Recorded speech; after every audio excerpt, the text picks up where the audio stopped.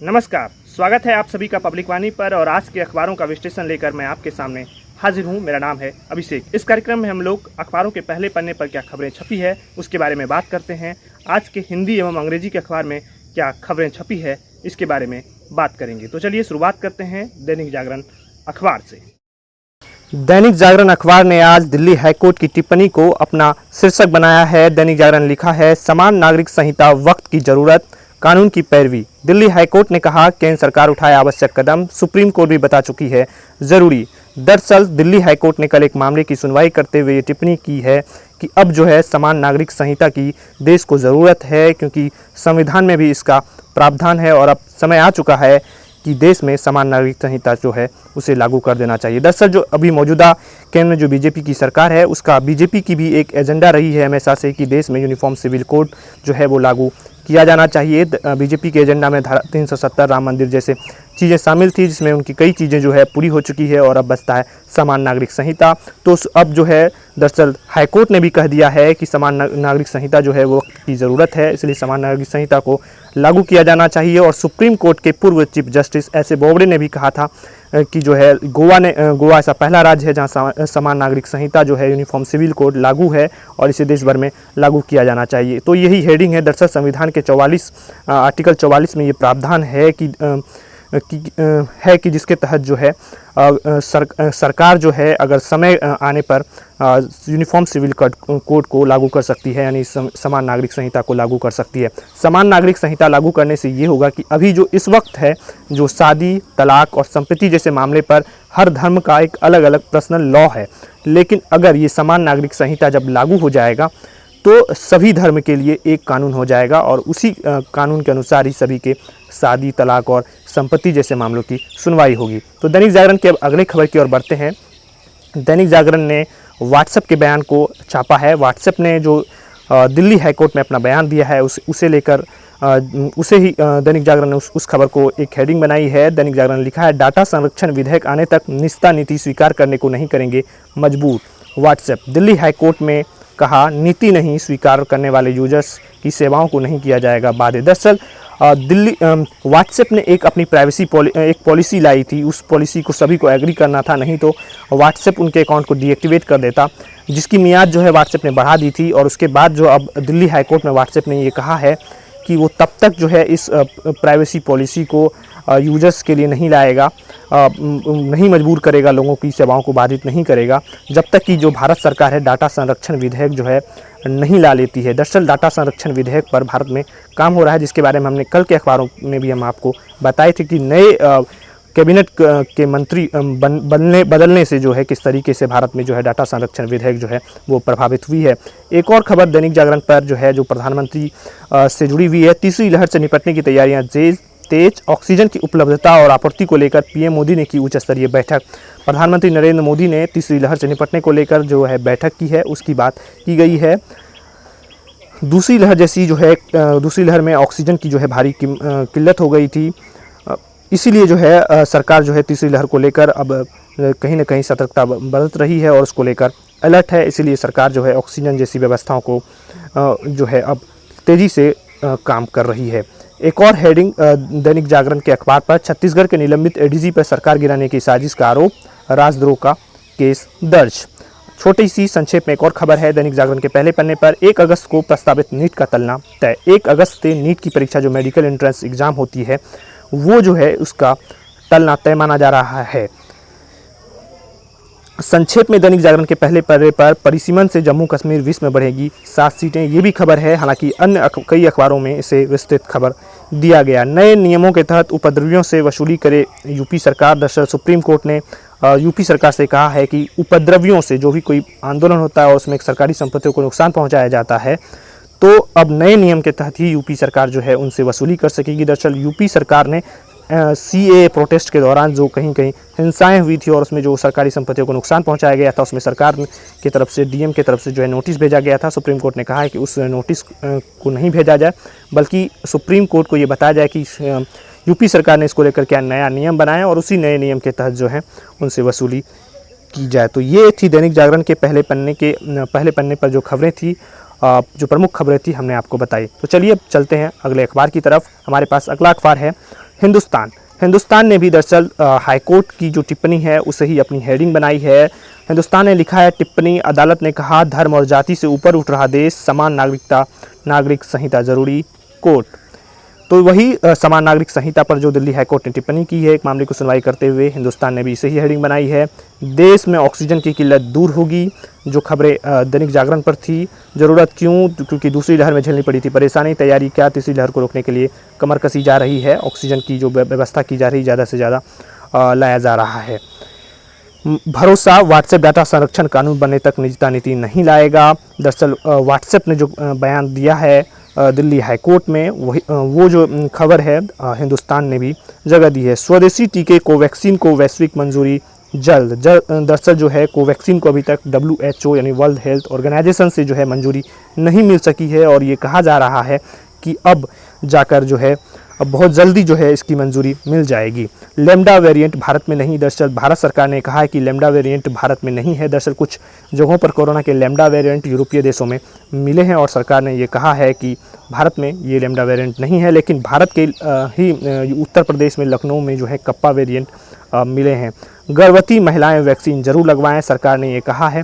दरअसल पहले सरकार की तरफ से ही ये सलाह थी कि गर्भवती महिलाएं जो है कोरोना की वैक्सीन ना लगाएं, लेकिन अब सरकार जो है वो कह रही है कि गर्भवती महिलाएं भी वैक्सीन लगवा सकती है। तो आप भी अपने अगल बगल के उन लोगों को ज़रूर बताइए, इस बारे में सतर्क करिए और वैक्सीन के लिए प्रोत्साहित कीजिए। केरल में जीका के 13 और केस मिले। कल भी हमने आपको बताया था कि कैसे केरल में जीका के वायरस के नए केसेस मिल रहे हैं, और भी जो है अब 13 केसेस मिलने की खबर आ रही है।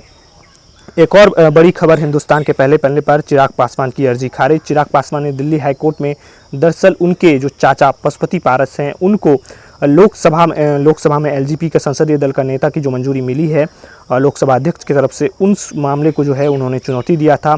दरअसल ये कहकर दिल्ली हाईकोर्ट ने उनके अर्जी को खारिज कर दिया है कि पहले आप जो है लोकसभा स्पीकर के पास जाइए और उनके बाद जो है आप इलेक्शन कमीशन के पास जाइए, उसके बाद ही आप कोर्ट आइए। तो ये कहकर चिराग पासवान की अर्जी खारिज हो गई है। तो चलते हैं अगले अखबार की तरफ। अगले अखबार के पहले पन्ने पर क्या खबरें हैं, तो बात करेंगे अब दैनिक भास्कर की। दैनिक भास्कर ने अपने पहले पन्ने पर बड़ी प्रमुखता से लिखा है, केरल महाराष्ट्र में नए मरीज बढ़ने लगे, विशेषज्ञ बोले इन राज्यों में दूसरी लहर तेज हुई।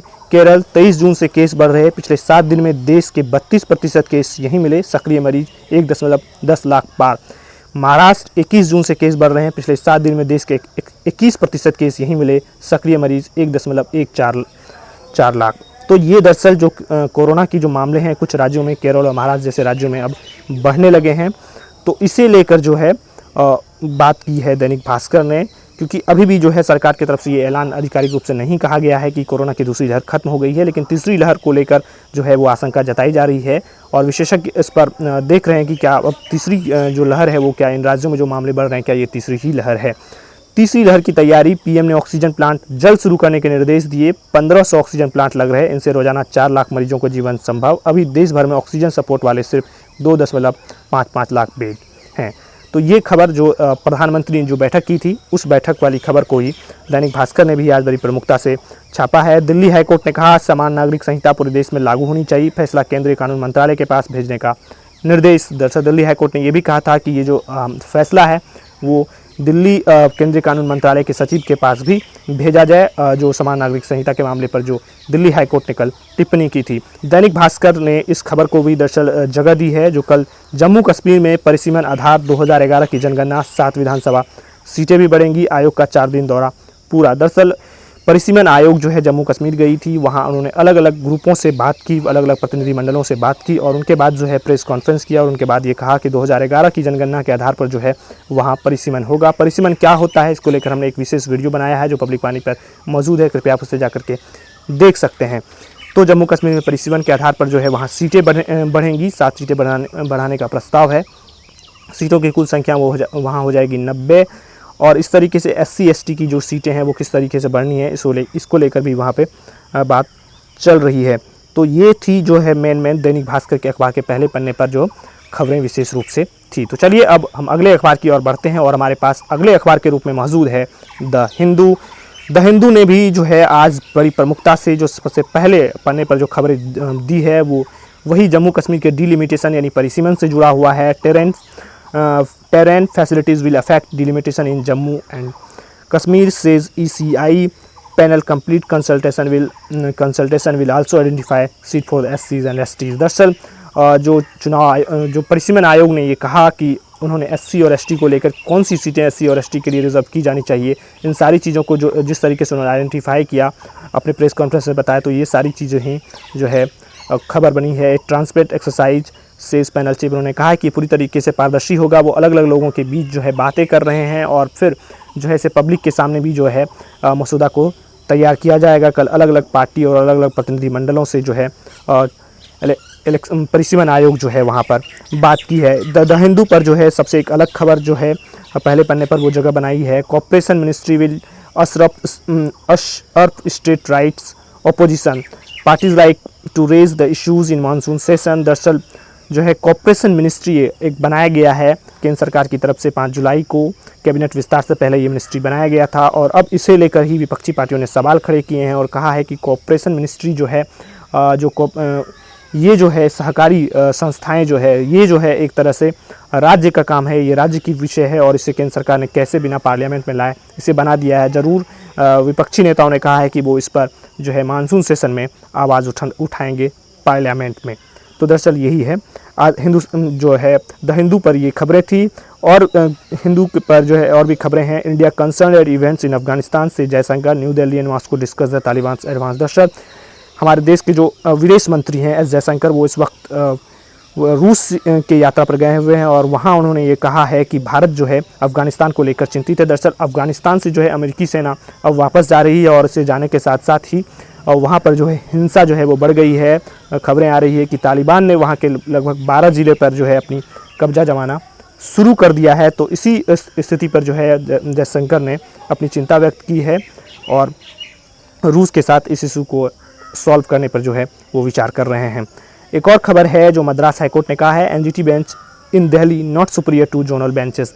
दरअसल नेशनल ग्रीन ट्रिब्यूनल की जो 5 बेंचेस हैं 5 जोन बेंचेस हैं तो यही कहा है मद्रास हाईकोर्ट ने कि कोई भी जो है सुपीरियर नहीं है, हर जोनल की जो बेंचें हैं एनजीटी की वो बराबर है। द हिंदू पर एक और बड़ी खबर है West Bengal speaker names Roy PAC chief BJP MLA stage walkout from house. Mukul Roy को वहाँ पे जो है पश्चिम बंगाल में पीएसी का चीफ बनाया गया है और पीएसी वहाँ लोक लेखा होती है जो कि सरकार के कामकाजों का हिसाब किताब देखती है कि वो उन्होंने क्या सही और क्या गलत किया। पीएसी का फुल फॉर्म होता है पब्लिक अकाउंट्स कमेटी। तो उनके चीफ मुकुल राय को बनाया गया है। मुकुल राय पहले बीजेपी में थे और अभी कुछ दिनों पहले ही वो बीजेपी अपने छोड़कर अपने फिर से टीएमसी में शामिल हो गए अपने पुत्र के साथ। तो इस पर जो है कल बंगाल के विधानसभा में खूब हो हंगामा मचा। जो विपक्ष के नेता हैं शुभेंदु अधिकारी उन्होंने कहा कि यहाँ पर हम लोग उनकी जो सदस्यता है वो ख़त्म करने की मांग कर रहे हैं और जो तृणमूल सरकार है वो इलीगल तरीके से उन्हें पीएसी चीफ बना रही है जबकि ये विपक्ष के किसी नेता को बनाना चाहिए। द हिंदू पर privacy policy will on health till law is framed WhatsApp, ये वाला बयान भी जो है खबरें छपी है द हिंदू पर। तो ये था आज का हमारा अखबारों का विश्लेषण। कैसा लगा आपको हमारा ये कार्यक्रम? अगर आपको पसंद आता है तो हमारे YouTube चैनल को ज़रूर सब्सक्राइब करिए, हमारे वीडियो को शेयर करिए और हमारा मनोबल बढ़ाइए ताकि आपके लिए हम हमेशा और हर रोज़ ये अखबारों का विश्लेषण लेकर आते रहें। आपका बहुत बहुत धन्यवाद।